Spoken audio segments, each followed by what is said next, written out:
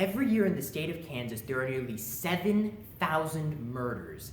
Yes, murders. The unlawful, premeditated killing of one human being by another. Now, I'm sure you're asking, how can this happen in our great state known for its kind, generous, and hospitable people? And why haven't the perpetrators been brought to justice? Because unfortunately, these murders are labeled under the socially acceptable practice of abortion. And although we shouldn't have to, we must amend our state constitution to end these senseless murders. The First Amendment of the Kansas State Bill of Rights says this: all men are possessed of equal and inalienable natural rights, among which are life, liberty, and the pursuit of happiness. There you go. The right to life is already guaranteed. We shouldn't need to change a thing. But to do what must be done to save these precious lives, we must first understand why abortion is still considered permissible and what we must change in our state constitution to close the loophole and make abortion undeniably illegal. And that is precisely what we will be talking about today. Why is abortion still considered permissible under our state constitution? Because according to some, abortion is morally acceptable. How can this be, you might be asking? Allow me to answer your question with a question. How was Hitler able to kill 11 million people? According to author Andy Andrews, who wrote a book on the subject, the answer is simple: dehumanization. Adolf Hitler was able to convince the German populace that the Jews, Poles, Slavs, and other ethnic groups were not, in fact, human beings, but were rather subhumans, less than humans. From there, it's easy, as killing these subhumans is not only morally neutral, but is in fact a moral good, just like exterminating cockroaches. Those in favor of abortion will often refer to the prenatal baby as merely a clump of cells. This is a means of dehumanizing the prenatal baby so that its elimination no longer raises any moral red flags. This belief opens up a philosophical Pandora's box. The same abortionist who calls the prenatal baby a clump of cells will turn right around and lament the latest mass shooting or other such tragedy. Obviously, this abortionist believes that the deaths of these children at the hands of a crazed gunman is a moral evil. Yet, the death of a child in the womb, because it is merely a clump of cells, is not. So at what point does this clump of cells become a person? Many will attempt to define personhood based on certain physical characteristics, such as heartbeat, brain function, or being able to support itself. If this is what makes a human being, then it would follow that if a person were to lose one of these physical characteristics, then that person is no longer a person.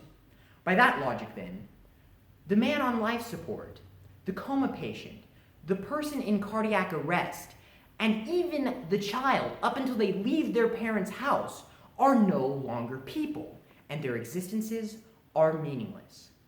Either all human life is sacred, regardless of state of development, how it originated, or disability, or there was nothing sacred about human life to begin with, and the death of a human being is no different than the death of an amoeba.